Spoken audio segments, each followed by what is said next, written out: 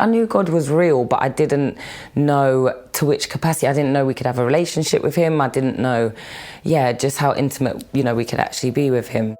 His unconditional love has just changed my life. I grew up in a dysfunctional home, and by the time I was 13, I was put into foster care after we were evicted from our home. Whilst in foster care, I met my first boyfriend, who turned out to be very abusive and controlling and violent.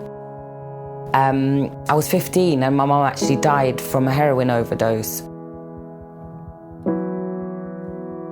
I didn't actually grieve her. I just couldn't believe it. I just completely tried to block it out with alcohol, drugs. I got into a lifestyle that was just numbing everything that I was feeling. There was this one woman who used to take me to church. Her name was Jackie. She invited me to a weekend away at a church retreat. She knew what had happened with my mum. I just saw it as a great opportunity to go and get high and to take a friend with me and just totally abused the whole situation. But a lot of stuff happened.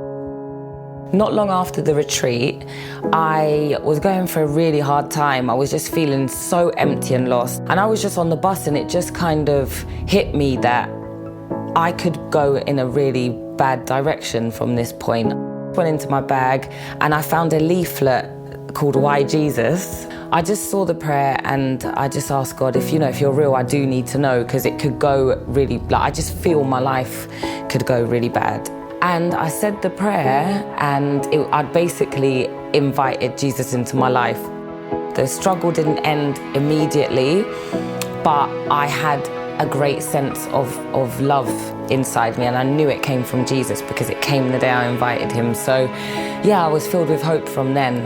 And I was still in the relationship with my ex. I was still struggling a lot, but God, I feel like God gave me a supernatural strength to just deal with all of that. By the time it had all ended, I realized that, God's unconditional love. I didn't realize that he loved me through all my mistakes. I didn't realize that he knew I was going to make those mistakes. A few years ago, I took a brave step and actually asked God to start healing me.